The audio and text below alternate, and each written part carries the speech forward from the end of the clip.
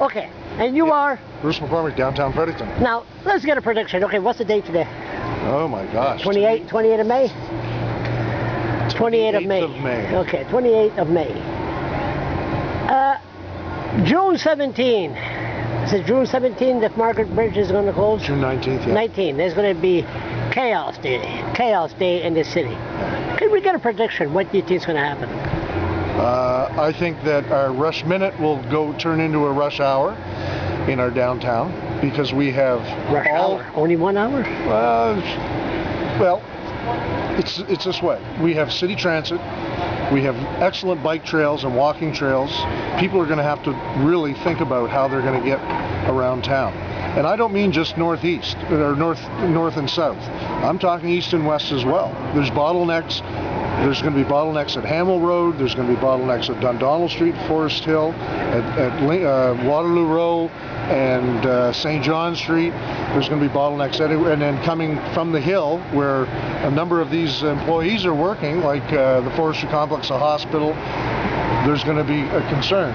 We hope that the government, provincial government, has told their staff to look at flex hours, coming in a little earlier, leaving a little earlier, or coming in later, staying later, somehow to get rid of this traffic.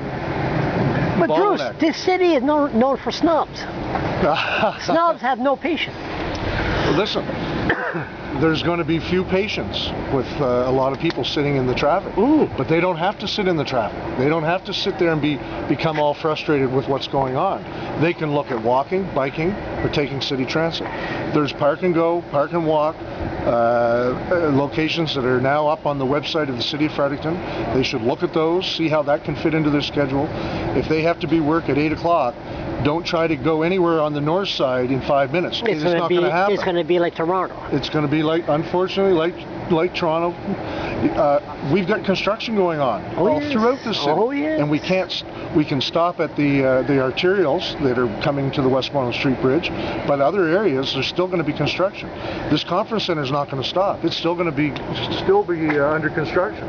The parking garage, the conference center, and the office complex. King Street's going to have streetscape improvements done on it. St. John Street's going to have streetscape. So there's going to be lots of work. Now, we're hoping that after a couple weeks things will settle down and that people will see that there are alternative opportunities. Could be a wake-up call. Could be a wake-up call. Do you see a lot of road rage? I hope not.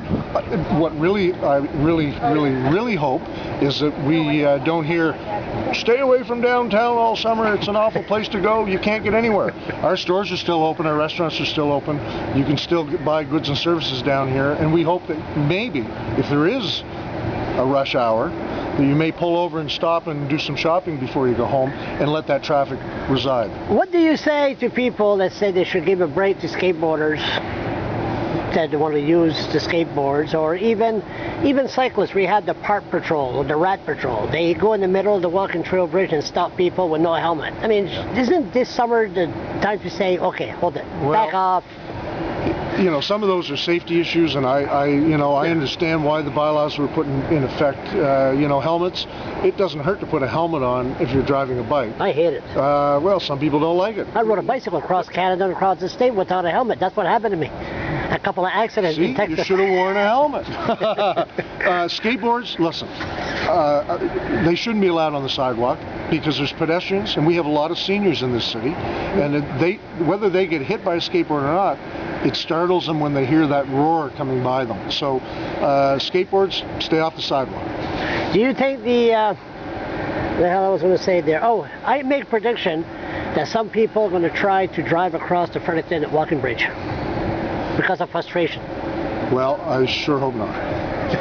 And by the way, I think that the emergency response have looked at that as an alternate route to get across. If there's a major accident, a major fatality, if there's, but you know what? The citizens or the taxpayers of Fredericton, no.